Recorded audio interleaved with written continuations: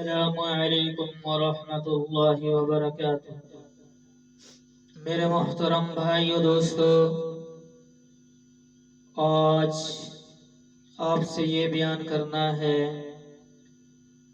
کیا معتکف آدمی جو اعتکاف میں بیٹھا ہوا ہے، کیا وہ انسانی تقاضا کے لیے،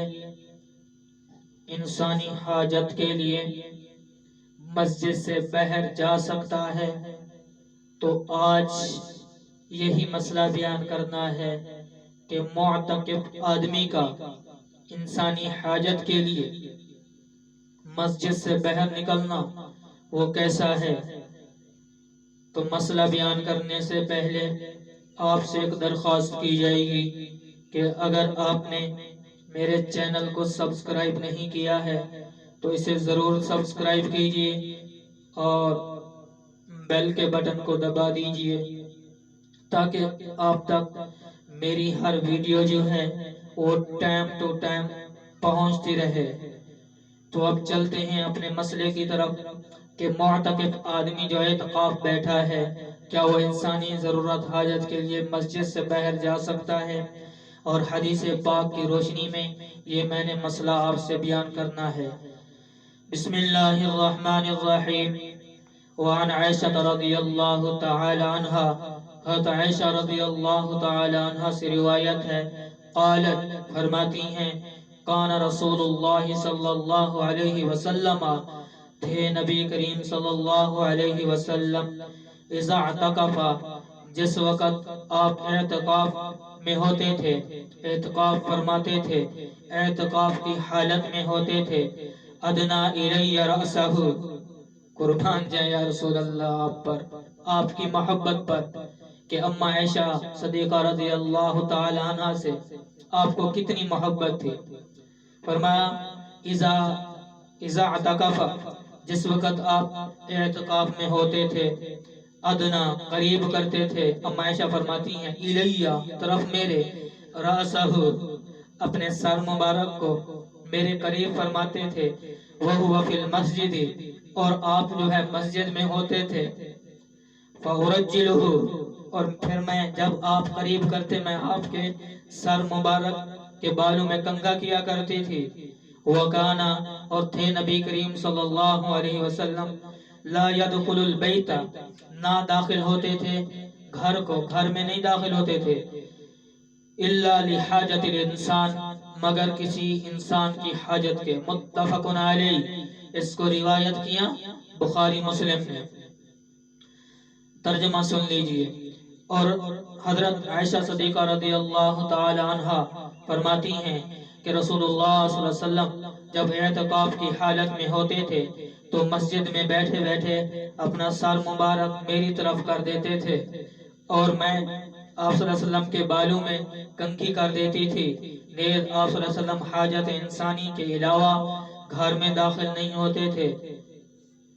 ہاں، توضیع یعنی الا لحاجت الانسان، انسانی حاجت کے الفاظ کے نیچے بہت کچھ آ جاتا ہے۔ اس لفظ کی کو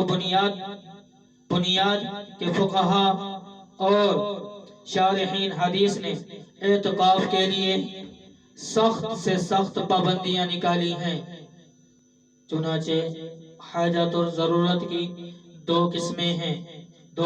ہیں۔ اول طبعی حاجت ہے، جیسے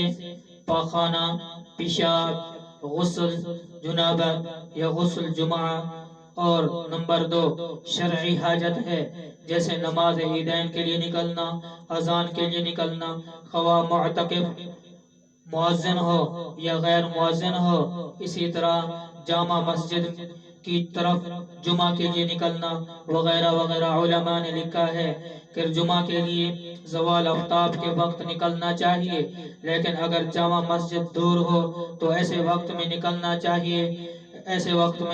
چاہیے کہ وہاں پہنچ کر تحیت المسجد اور جمعہ کی سنتیں پہلے ادا کر سکے،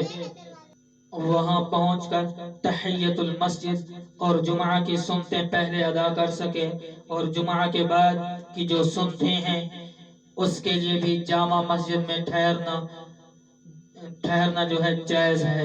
پڑھ سکتا ہے۔ یہ تفصیلات احناف کے ہاں ہیں، لیکن شوافی جو ہیں اور مالکیہ حضرات فرماتے ہیں کہ جو معتکف ہے جمعہ کے لیے جامع مسجد کی طرف نہیں نکل سکتا، بلکہ اس کو چاہیے کہ ایسی مسجد میں اعتکاف کرے جہاں جمعہ ہوتا ہو۔ اسی لیے امام مالک رحمت اللہ علیہ فرماتے ہیں کہ اعتکاف جامع مسجد کے علاوہ کسی دوسری مسجد میں جائز ہی نہیں ہے۔ ائمہ احناف نے لکھا ہے کہ اگر مسجد گرنے لگے تو معتکف فوراً دوسری مسجد میں جا کر اعتکاف میں بیٹھ جائے۔ اگر ایک مسجد میں معتکف اعتکاف کرنے والا بیٹھا ہوا ہے اور مسجد گرنے لگتی ہے تو اس مسجد کو چھوڑ کر وہ دوسری مسجد جا کے وہاں اعتکاف پورا کر سکتا ہے۔ امام ابو حنیفہ رحمت اللہ علیہ فرماتے ہیں کہ بلا ضرورت اگر معتکف مسجد سے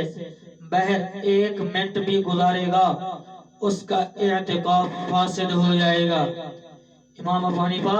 رحمت اللہ علیہ فرماتے ہیں کہ بلا ضرورت، یعنی طبی حاجات، پیشاب پخانہ، غسل، جنابت، اس کے علاوہ اگر یہ نکلتا ہے مسجد سے، بلا ضرورت نکلتا ہے، اگر 1 منٹ بھی گزارے گا تو اس کا اعتکاف فاسد ہو جائے گا۔ لیکن صاحبین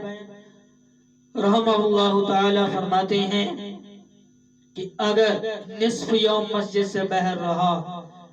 تب اعتکاف فاسد ہوگا، ورنہ نہیں ہوگا۔